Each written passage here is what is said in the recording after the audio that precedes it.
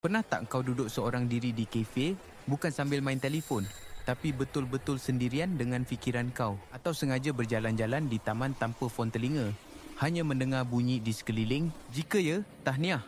Kau mungkin sebahagian daripada golongan 2% yang sangat jarang ditemui. Bukan. Ini bukan tentang menjadi seorang antisosial atau pelik. Ini tentang menggunakan satu kuasa besar yang kebanyakan orang takut untuk sentuh. Kesendirian yang disengajakan. Mari kita jujur, dunia moden alah kepada kesunyian. Setiap detik yang tidak diisi, kita cepat-cepat capai telefon, scroll tanpa henti, mencari gangguan seterusnya. Kesunyian terasa janggal, kosong, malah menakutkan. Ini dipanggil kebencian terhadap kebosanan. Otak kita telah dilatih untuk sentiasa mahukan rangsangan. Tanpanya, kita rasa gelisah. Kita rasa kita tertinggal sesuatu yang penting. FOMO atau Fear of Missing Out. Masyarakat mengajar kita bahawa bersendirian adalah tanda kegagalan. Tanda kau tak ada kawan, tak popular.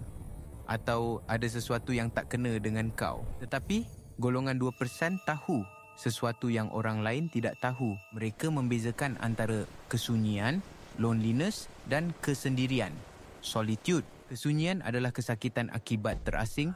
Ia adalah perasaan negatif kerana mahukan hubungan tetapi tidak memilikinya. Kesendirian, sebaliknya, adalah pilihan yang disengajakan untuk bersama dengan diri sendiri. Ia adalah satu keadaan yang positif dan membina. Jadi, apa yang berlaku dalam otak kita semasa kita berada dalam kesendirian yang produktif ini? Satu rangkaian dalam otak yang dipanggil Default Mode Network, DMN, menjadi aktif. DMN ini adalah CEO dalaman anda. Ia aktif apabila anda tidak fokus pada dunia luar, apabila anda melamun, merenung atau berfikir secara mendalam. Di sinilah keajaiban berlaku. DMN membantu anda. 1. Menyelesaikan masalah yang kompleks. Apabila anda tidak diganggu, otak anda boleh menghubungkan idea-idea yang kelihatan tidak berkaitan, membawa kepada detik aha. 2. Meningkatkan kreativiti. Kebosanan adalah ibu kepada kreativiti. Apabila minda anda dibiarkan merayau, ia akan mula mencipta dunianya sendiri. 3. Mengukuhkan jati diri dan kesedaran kendiri. Dalam kesunyian, anda boleh mendengar suara hati anda. Anda boleh menyoal nilai-nilai anda, matlamat anda, tanpa pengaruh orang lain. Fikirkan tentang ini.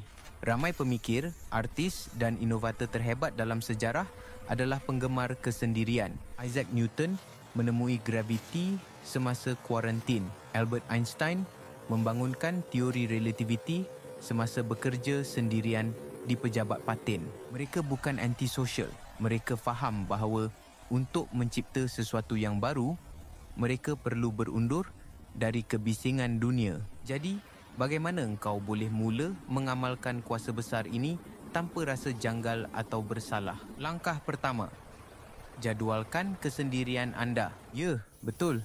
Layan ia seperti mesyuarat penting. Letak dalam kalender kau 20 minit berfikir. Mulakan dengan sedikit masa.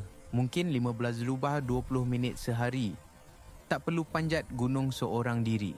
Cukup sekadar duduk di bilik tanpa gangguan. Langkah kedua, putuskan sambungan sepenuhnya. Ini bahagian yang paling susah. Tiada telefon, tiada komputer, tiada TV, hanya kau dan fikiran kau. Letakkan telefon kau dalam bilik lain atau matikan ia.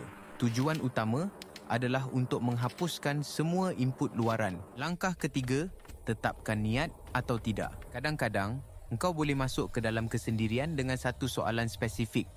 Apa yang aku nak capai tahun ni? Atau bagaimana nak selesaikan masalah kerja ni? Pada masa lain, biarkan saja minda kau merayau bebas. Ini dipanggil pemikiran meresap, diffuse thinking, dan ia sangat bagus untuk kreativiti. Langkah keempat, hadapi rasa tak selesa. 5 minit pertama mungkin terasa seperti penyeksaan.